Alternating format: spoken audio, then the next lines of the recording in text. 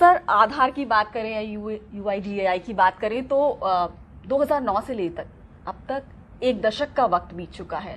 अब तक की यात्रा कैसी रही, कैसे पड़ाव रहे, सिटीजन्स के लिए बना तो उनको अब तक क्या बेनिफिट मिला, अगर हम बात करें गरीब वर्ग की खास तौर पे, और अगर क्या इससे भ्रष्टाचार को कम करने में मदद मिली, क्या डायरेक्ट बेनिफिट ट्रांसफर हुआ? जब करीब 10 साल पहले आधार का शुरुआत हुई थी तब देश में कोई आधिकारिक रूप से कोई आइडेंटिटी का प्रूफ नहीं था जी। इसकी वजह से अगर कोई गरीब व्यक्ति है जिसके पास कोई पहचान पत्र ना हो, जैसे कि राशन कार्ड है या पासपोर्ट है या पैन कार्ड है, तो उसको यही बताने में बहुत समय लग जाता था कि वो कौन है जी। कि मैं कौन हूँ, हु एम आई जी। आधार के आरंभ के बाद ये जो प्रश्न है कि मैं कौन हूँ, इस प्रश्न का उत्तर सभी लोग बहुत आसानी से दे पा रहे हैं। और पिछले 10 साल में अब तक करीब हमने 133 करोड़ आधार इशू कर दिए हैं जी। और आज के समय हर अडल्ट जो है 18 वर्ष से ज़्यादा का उम्र व्यक्ति जो भारत में रहता है, हर एक व्यक्ति को इस प्रकार का आधार कार्ड मिल चुका है। हमारा जो टोटल परसेंटेज है मोर देन 93% है जो लोगों को मिल गया है जी। और जो नहीं मिला है वो प्राय 0 to 18 साल के हैं। 0 to 5 ईयर्स जो 5 साल के नन्हे शिशु हैं उनको धीरे धीरे उनका भी हो जाता है 5 साल तक, और 18 साल तक होने पर सभी व्यक्तियों के पास आधार कार्ड हो जाता है।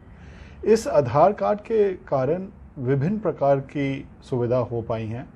एक तो प्रथम जो मैंने कहा कि जो सशक्तिकरण मिलता है, एक एम्पावरमेंट मिलता है किसी को भी यही बताने के लिए कि वो कौन है, उसकी वजह से जो उपलब्धियां ले पाते हैं सरकार की, जो हम बोलते हैं एक्सेस टू गवर्नमेंट, वो उपलब्धियां और वो सेवाएं सरकार की उनके पास पहुंच पा रही हैं बहुत आसानी की तरफ से। और आपने डीबीटी का मेंशन किया, इस आधार के कार्ड के कारण जिस प्रकार से हम सोच कर सकते हैं सरकारी प्रोग्राम्स का, स्कीम्स का, उसमें भी एक सोच में एक पूरा बदलाव आ चुका है। और ये बदलाव 2-3 प्रकार के कारण है। एक तो इस बदलाव का ये हुआ है कि हमें जब चिन्हित करना पड़ता है, हमें टारगेटिंग करनी पड़ती है बेनिफिशरीज के बारे में, तो उनका हम आइडेंटिफिकेशन कर सकते हैं सुविधा के अनुसार।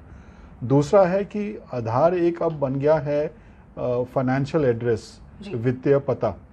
तो फाइनेंशियल एड्रेस होने के कारण अगर हमने सिलेक्ट कर लिया कि किसको ये सेवा देनी है, उसको हम डायरेक्ट ट्रांसफ़र कर सकते हैं। बेनिफिट ट्रांसफ़र जो हम बोलते हैं, उसके खाते में चला जाता है और वो खाते से डायरेक्ट कोई भी व्यक्ति उस पैसे को इस्तेमाल कर सकता है।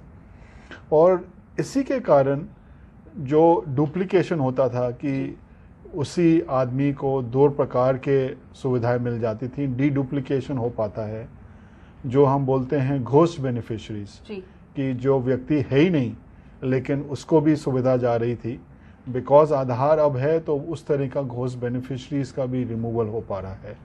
और इन्हीं सब कारणों के कारण अगर हम पिछले 5-6 साल का ही स्टैटिस्टिक्स देखें तो डीबीटी से करीब 2.5 लाख करोड़ का फ़ायदा हुआ है कि गलत लोगों को जो बेनिफिट जा रहे थे वो अब नहीं जा रहे हैं। तो विभिन्न प्रकार के फ़ायदे हुए हैं, ये मैंने कुछ आपको अभी बताया है।